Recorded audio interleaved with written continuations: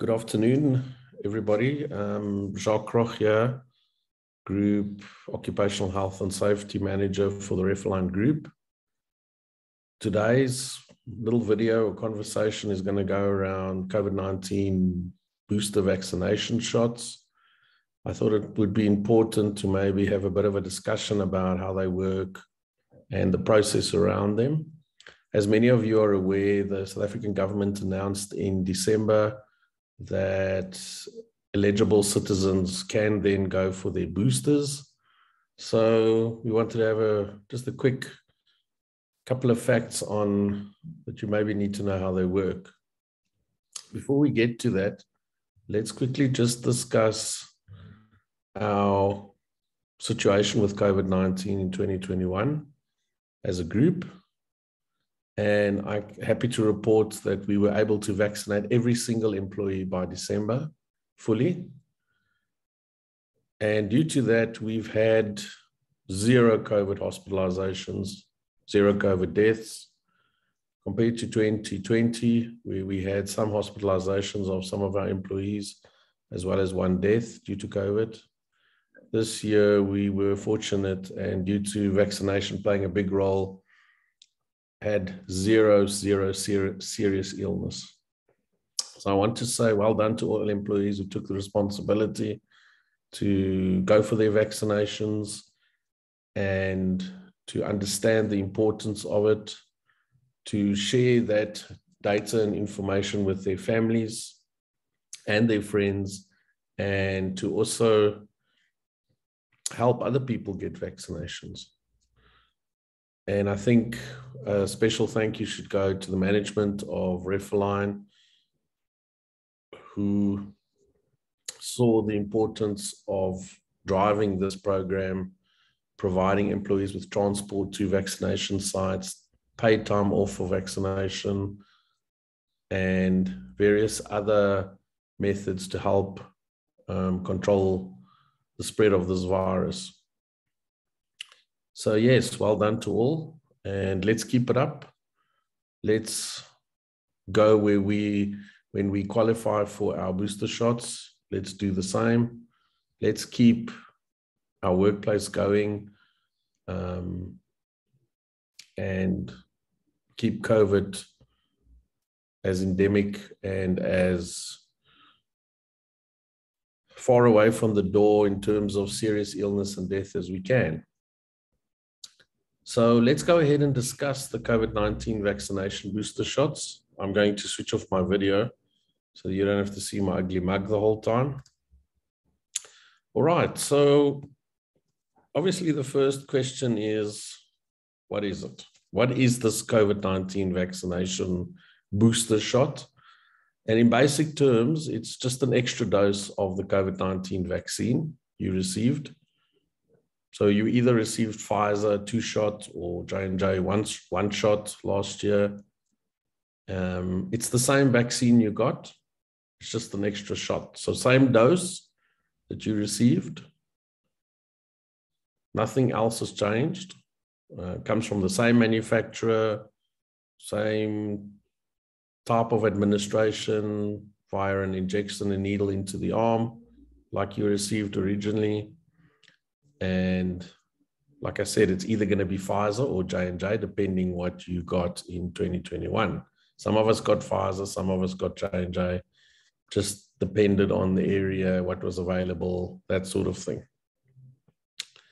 So yeah, nothing different at all.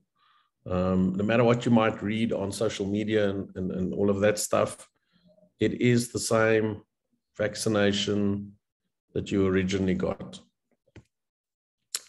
So obviously then the question is, must I get the same shot I got originally, or can I change? And that's not an unreasonable question. It may be that originally you got J&J, where you stayed and you moved, and now only Pfizer is available. What can you do? Can you go for a Pfizer, or can you go change to a J&J, or what can you do? The answer is unfortunately no. So you can't mix and match your COVID-19 vaccines. And the reason for that is due to licensing agreements. but obviously also from a health perspective for traceability and monitoring. They don't want to mix and match too much, because otherwise, if problems do occur, to start tracing people is going to become very difficult on who got what. So we're not licensed to mix and match. You might have read in 2021 that there was countries where they had to mix and match due to available shortage of vaccinations.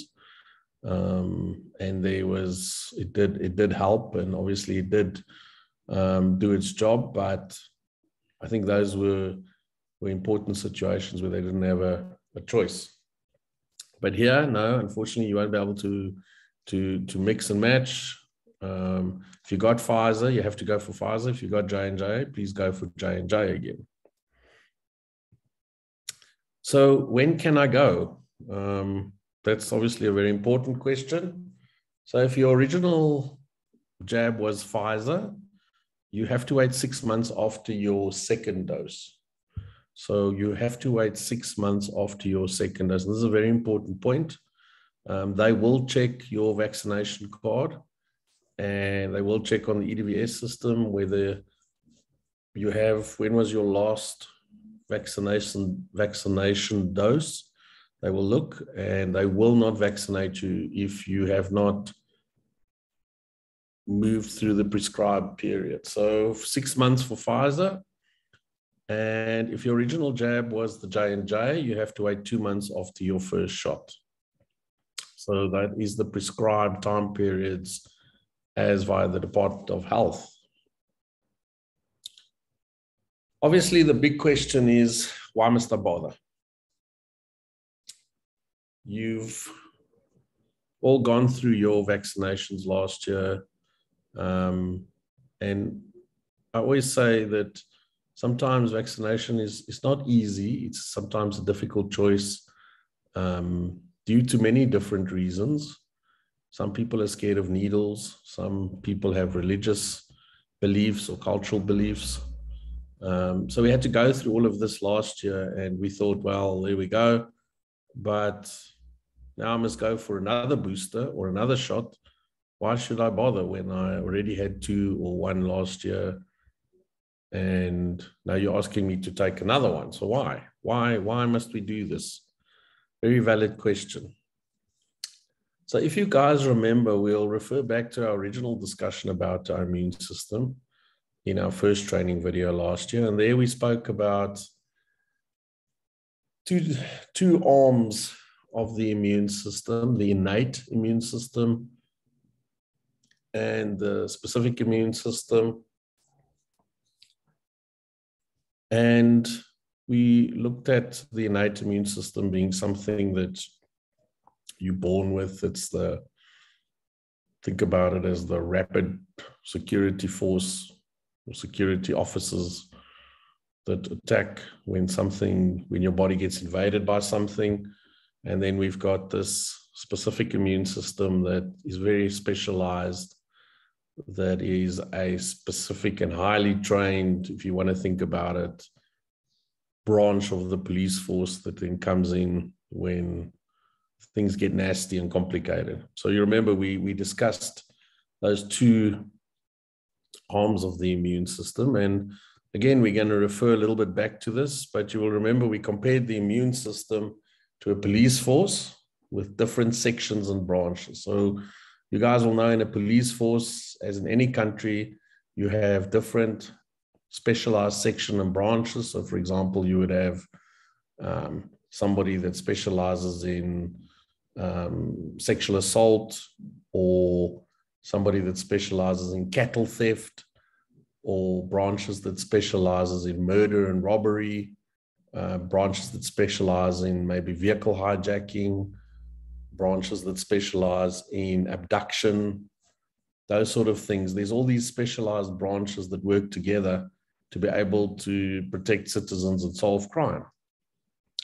And so it's the same with the immune system. Your immune system also has a police force with different branches. And like I said, those are mainly divided into the innate immune system and the specific immune system. And they have many different types of police officers, if you want to think about it that way. And these are immune cells that attack and identify and communicate and do what they need to do to kill and remove an invading pathogen which wants to cause you harm. Your immune system also has different protein cells that work together to arrest an invader, but your immune system is not going to send them to jail like we might do in society when we arrest the criminal for theft. They're not going to arrest the invading pathogen somewhere into the body. They destroy the invading criminal completely. So think about, imagine if the police force had to catch somebody stealing and would execute them literally on site. That's the way to think about how the immune system does it. If somebody had to break into your house, they would leave a fingerprint. So we know when people break in, they usually leave fingerprints. And when you phone the police and the detectives come, they send a fingerprint guy or a lady that comes, moves into the house. They have the specialized kit, and they apply powder to the area where the criminal is touched, and then they can see a fingerprint and take that fingerprint and upload it to a database in the police. That fingerprint will then be used to possibly track a criminal. So if a criminal had to break into another house or get arrested, they could then track and see this guy's fingerprints on a database that he possibly broke in somewhere else or committed some other crime.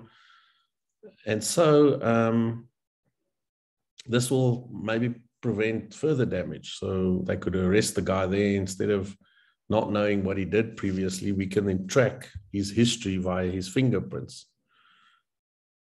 Now, when your body is invaded by an enemy, like a virus or a bacteria, either through an infection, a natural infection, so let's say, for example, you naturally got COVID or the flu or something like that, or through a vaccine, then the enemy, if you want to think about that, also leaves a fingerprint.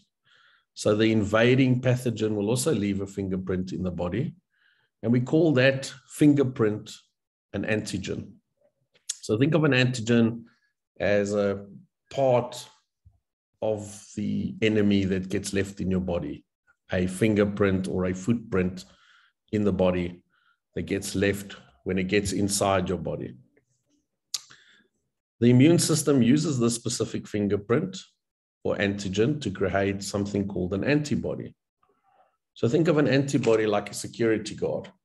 The body has now identified that there's this fingerprint from an enemy that came in, and it wants to create something to protect you from that enemy possibly getting in again and causing more harm. So it creates a specialized security guard that can then guard your body whenever this enemy wants to come in. And we call that an antibody.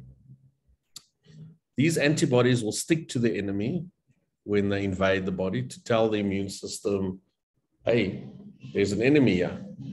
We need help to destroy it.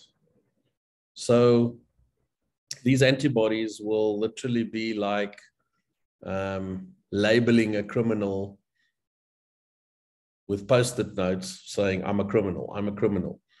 And as he moves through the streets, everybody would be able to see that he's a criminal. So it is with the immune system. The immune system will then stick the enemy with little Post-it notes called antibodies, and the immune system can then recognize that this is an enemy, shouldn't be here, needs to be destroyed before it creates harm to the body and possibly death. Now, the more of these antibodies you have, the more security guards to help identify, fight, and destroy.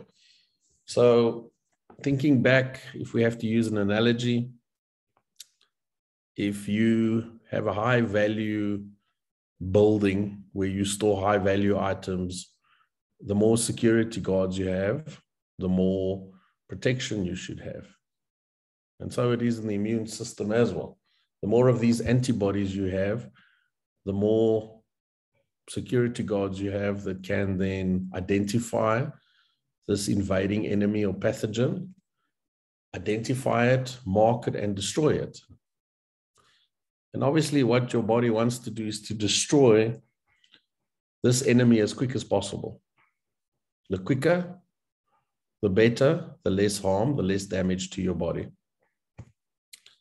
But the security guards or antibodies in this case, like everything else, get tired, die, go on pension. And this is known as waning. So your antibodies wane over time. This does not mean you have no immunity, as other parts of your immune system can still come into fight. But it just means you've got less and less antibodies. Obviously, this invading pathogen is not attacking you at present. So these security guards are just standing, waiting. And eventually, if nothing's happening, they're going to die and get less and less.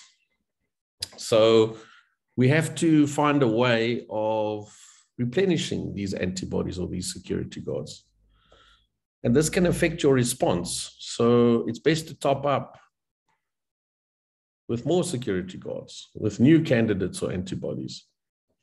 And the booster shots help this process by presenting new fingerprints or antigens, as we know them now, to allow for more antibodies. Remember, more antibodies, quicker response, better response, and that's what you want. Now, again, as mentioned earlier, this is not unique to COVID-19. Many other invaders require booster shots to help you police. And I mentioned a couple. So this is not a COVID-19 specific thing. And as you may imagine, variants can also affect your antibodies. So we know from scientific reports and in some reports in the media that certain of the COVID-19 variants has affected the effectiveness of the vaccination, of the vaccine. So for example, you would have heard that the Delta variant and the Omicron variant has affected the effectiveness of your COVID-19 vaccination shot. And there was great concern that when Omicron came, that these vaccinations would not be able to provide us protection against serious illness or death. So research has shown that an extra dose of the vaccination does provide sufficient protection to protect you against these variants.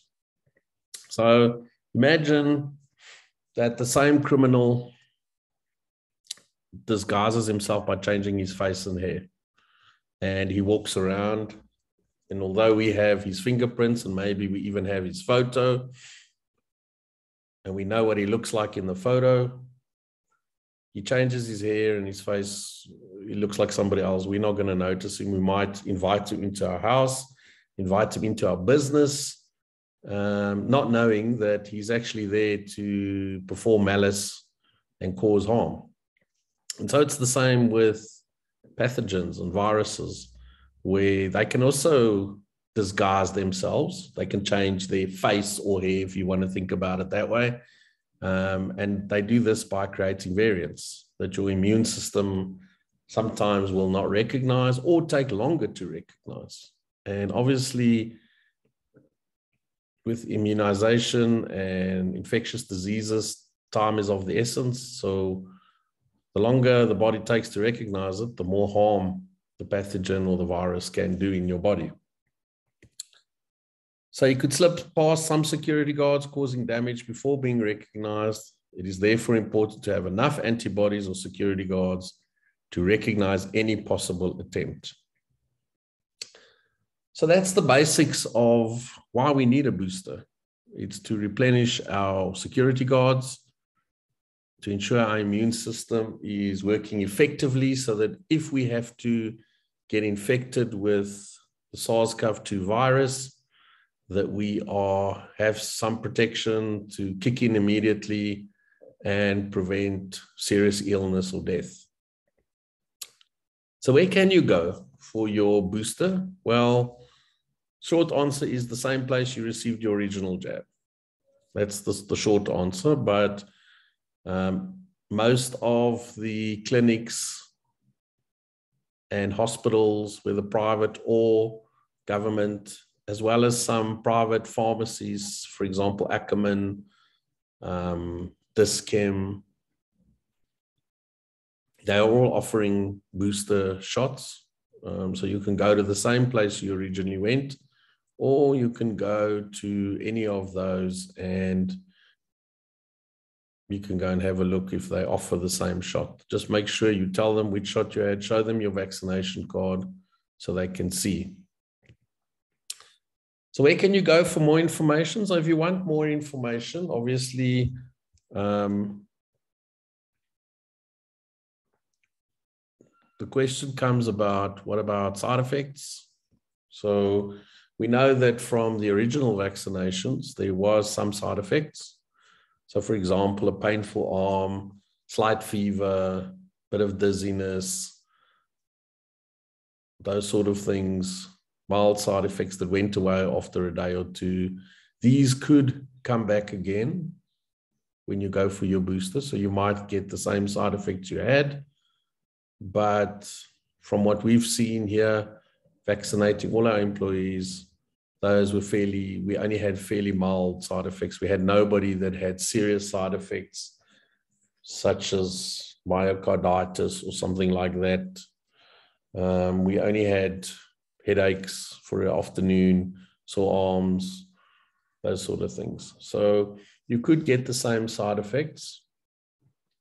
But if you want more information, you can obviously go to the NICD's website, which is listed below there. And they will give you what they call frequently asked questions column, where you can look for more specific technical information if you want on stuff like side effects, all of those sort of things. You could also speak to your doctor, your GP, or at your clinic, somewhere like that. They will also be able to help you, or you can just go to any vaccination clinic or site and also speak to them there. They will also be able to help you if you've got any questions. Again, from the company's perspective, if you have any questions here regarding booster shots, we can also help or put you in touch with anybody that maybe you would like to discuss it with. We're always available to discuss COVID issues or COVID-related questions. So yeah, I want to encourage all of you to go and get your booster shot. I'm going to go for mine in February when I qualify, and so will my whole family. For those of you, we've already, I think already 7 people have gone in the company for their booster shots in the group. So for those who've gone already, well done. You've set an example for all of us. And this video will be available on our company's YouTube website. So feel free to show your family or your friends if you need to. And yeah, hopefully we discuss it again. Hopefully we have a very healthy and safe year in terms of COVID. And I'll speak to you guys again in the future regarding COVID, but stay healthy, stay safe, get a booster shot. Thank you very much.